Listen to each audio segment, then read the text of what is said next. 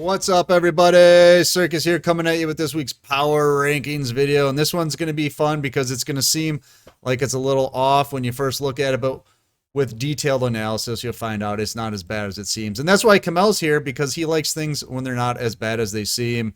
How you doing, buddy? That's right. And the meta is not too bad right now. Not too bad.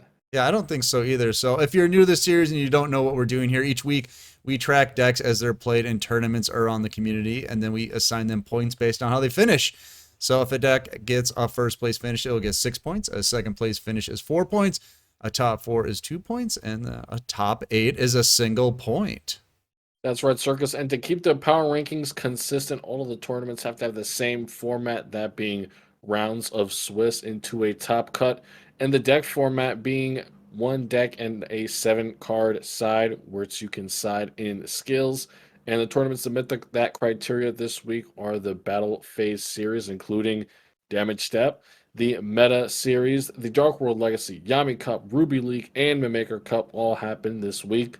13 tournaments in total. Another banger sample size in a row. Glad to see so many tournaments happening. Now, we do have a top 4 this week because between 4th and 5th place, there was a big gap. So we just went with the top 4 here, but it's a good top 4, so let's get right to it. Barring a Sphere Karibo, this is game. Coming in at 4th place this week is Thunder Dragons, and that's kind of weird because the way we've been talking about it and seeing this deck, it seemed like it was dropping off the past month or so, but it's back. It got 2 tournament victories this week, and look at that representation. That's pretty good over 13 tournaments.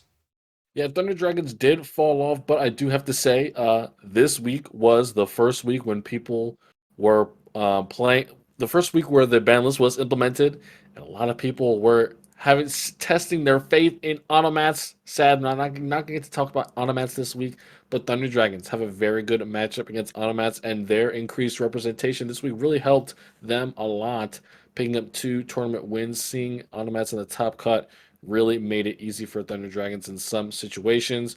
Their huge dependence on hand traps makes it hard for Automats to close out a duel, and when they don't have hard disruption, that is exactly the environment that Thunder Dragons thrive in, where not every deck is playing, Floodgate, Canadia, 3 Book of Moon. That is where Trimids, excuse me. That's our other video. Thunder Dragons. Thunder Dragons. They do well in metas like that. Yeah. All right. So welcome back, Thunder Dragons. I know Gian couldn't be happier, so good luck to you guys in the future, but let's take a look at number 3. He is deep in the Fire King zone right now. He is a fire lad. All right, moving up 1 spot this week to number 3 is Fire Kings. Again, 2 tournament victories, healthy representation. This deck is slow to watch, and it slows tournaments down. Look at those hand traps. That's why, right? Yeah. And Tretch. So it's got 6 hand traps and 2 Tretch. Come on now. Yeah, this deck is finally in a space in the game where it is going to stay, right? Fire Kings have kind of like been on the edge of Rogue and meta. I can confidently say that Fire Kings is a meta control deck now, and it's going to be one of those decks that if your deck lacks consistent graveyard control through DD Crow, Necro Valley, monster effects that negate graveyard effects, you are going to suffer greatly from not being able to interrupt Fire King's gameplay loop. Many decks that perform well generally and have regular forms of removal, such as Karma Cut, Treacherous Trap Hole, Flip Downs, they cannot win against Fire Kings because they get outgrinded. They lose their meaningless spells and traps because they don't disrupt the graveyard, and Fire Kings just roll over them in the late game. Of course, Fire Kings can brick, but in a 30-card deck, when you are running 6 hand traps and 2 TTH, I mean, there's not many bricks that's going to happen. Right. So, like you said, this is finally graduated from like an outside rogue deck to just fully in the meta now. It's just it's carved out its spot, and it's going to be there. So you're going to have to learn how to play against it, especially if you're playing in tournaments. Yeah, this is actually going to be a big matchup that you're going to have to learn coming up. Yep. All right. So congratulations to Fire Kings moving up the list here. So let's take a look at number 2. Oh my goodness. And that's it. GG's. Coming in second place for the second week in a row is Blue Eyes. A lot of people said this deck is dead. The ban list killed it. But if you look, 3 tournament victories this week, Kamel. 3. And look at that representation. Yep. No, it's not 400. It's 172, though. That's still a lot. I mean, that's still a lot. Yeah. The deck is by no means down and out, but for many of the Blue Eyes players who were playing during that heyday, I'm sure that they have just found better things to play. Right, a lot of them were probably best in slot tier 1 players, just playing whatever the best deck was, and now they've moved on. But Blue Eyes still boasting great results several weeks after its nerf. The first week after the ban list was implemented, nothing really changed for Blue Eyes. They still pick up 3 tournament wins just because their nerfs did not really limit them in doing what they already do best, just made it a little bit less consistent as usual. Yeah, so people were complaining this deck was too dominant. Now I think it got nerfed just to a good spot, right? It's in second place. It's still getting tournament victories. It's still a lot of people say it should be hit more, but I think no, I think it's in a good spot. Yeah, they just need to, going forward, decks need to come up to where Blue Eyes is at. Blue Eyes is in a healthy spot right now. Yeah. Other than that, not much to say about it, but good spot. I'm happy. Let's go. All right, let's check out number 1 then. Is that Kiteroid in hand? It is not. That is lethal.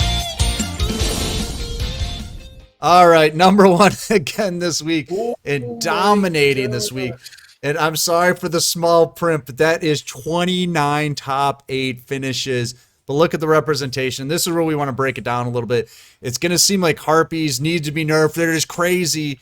But when you have 354 people playing them, you're going to get a lot of top 8s. But if you look, only 3 tournament victories. Yeah, this is probably one of the most inflated weeks from top 8s that we've seen in a while, right? Every time we see a deck with 354 upwards of 400, that deck's got 6 tournament wins, 5 tournament wins. It's been that way with Blue Eyes, with Shiranui, with every deck like that in the past. Harpies coming in, one of the first decks we've seen with only 3 tournament wins, and that is because its place at tier 1 is not an oppressive one like the previous tier 1 decks, like Star Lords, Dark Lords, Blue Eyes, if you want to say, unnerved. It's not as oppressive. There's ways for good players to play around them, but the core gameplay loop of Harpies is very powerful. Of course, they still have access to TTH. Enjoy that while it lasts, because I do believe they'll be taking that away soon. Well, if you look, they have 15 points off a top 8. So let's say you just got rid of all 15 points. That puts them at like 42. And I think for second place was like 38, 39 points. So then it's a lot closer. You're going to get a lot of top 8 points when you have a really high representation like that, because you're just going to get a lot of people that get through top 32, top 16. They get into the top 8 and then they wash out or whatever. I think that's why this one just seems so much higher than everybody else. 15 top 8s. That's pretty crazy. Yeah, and a lot of the decks that are moving in, Harpies don't have such a, their main ability is going to be able to beat them, like Fire Kings, another control deck that plays deep into the late game. Harpies do not always have the longevity to drag out a game like that. Thunder Dragons also coming back into the meta are also able to do that. Harpies, it's possible for them to run out of resources in a 22, 23 card deck, with 10 monsters. Right. So. They don't like going past the mid game. They're like, I'm out of here. Let's go. This thing's not over yet.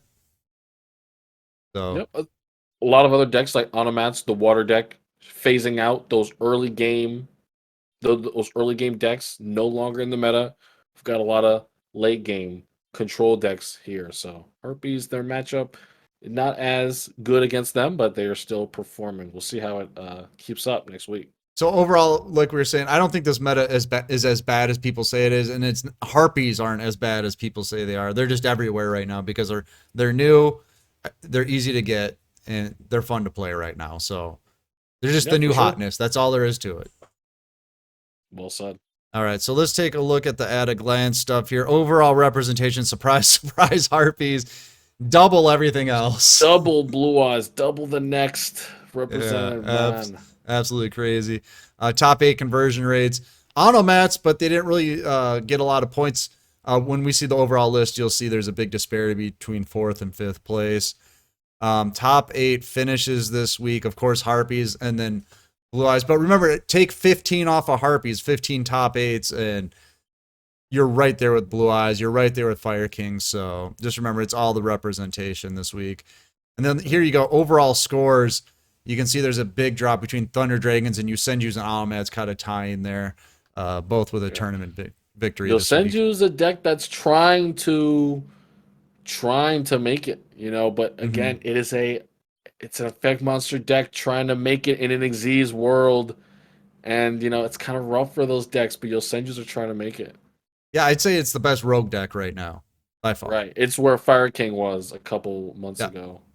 All right, and then we'll take a look at the tier list here. Now, there can be some arguments made about this one, but basically, it's like Harpies and everything else. It just felt like it was like in a group here in tier 2. And if you look at the overall scores again, you could make the argument that Thunder Dragons could be dropped to a tier 3 if you wanted to. I think that there's a 9-point difference between Blue Eyes and Thunder Dragons. Is that enough to split it up into 2 different tiers? Now you have to look at a deck's Harpy matchup. That is what is determining its tier, going forward, how well you're going to be able to do against Harpies. Last meta, it was Blue Eyes. Now it is Harpies. How long are you going to be able to play around the bounce before your opponent can force it out? How many resources can you build up to recover from it? And Thunder Dragons, they can do it.